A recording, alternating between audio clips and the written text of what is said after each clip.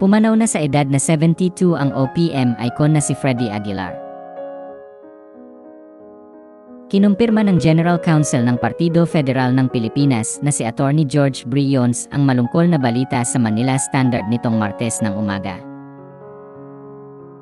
Ayon sa ulat ng Manila Standard, pumanaw na ang OPM icon around 1:30 AM ng Martes sa Philippine Heart Center. Naulilan niya ang asawa niyang si Jovi Albao at ang kanyang mga anak. Ibinalita ng Daily Tribune na isinasagawa na ang paghahanda para sa libing sa loob ng 24 oras, alinsunod sa Muslim rights. Sa ngayon ay wala pang inilalabas na opisyal na pahayag si Jovi tungkol sa pagpanaw ng kanyang asawa. Nakilala si Freddy sa kanyang kantang Anak at sa kanyang rendisyon ng kantang Bayan Ko. Itinuturing na rin siyang haligi ng music industry sa Pilipinas at nakapagbigay na rin siya ng karangalan sa bansa sa pamamagitan ng mga parangal at pagkilala sa iba't ibang panig ng mundo.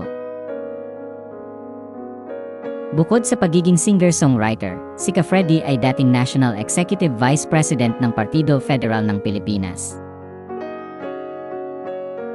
Dati rin siyang inappoint ni former President Rodrigo Duterte bilang Presidential Advisor on Culture and the Arts, at naging miyembro rin siya ng the National Commission for Culture and the Arts. Isinilang si Freddy sa Santo Tomas, Isabela noong February 5, 1953. Si Freddy ay ikinasal ng 3 beses. Una niyang pinakasalan si Josephine Quiepo noong 1973. Ayon sa ulat ng pep.ph, mayroon silang 6 na anak, ngunit nauwi sa hiwalayan ang kanilang pagsasama.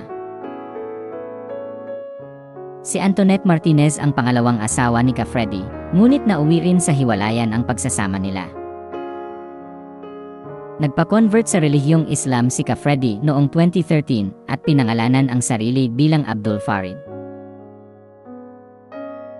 Ginawa niya iyon upang mapakasalan niya ang nooy 16 years old na babaeng si Jovi. Bago pumanaw si Freddy ay nagbigay ng update si Jovi tungkol sa kalagayan ng kanyang asawa. Noong araw na yon, sinabi niyang wala siyang maibigay na detalyadong impormasyon tungkol sa kalagayan ni Freddy, pero ang masisiguro niya lang ay in good hands daw ang kanyang asawa at he's getting all the medications he needs.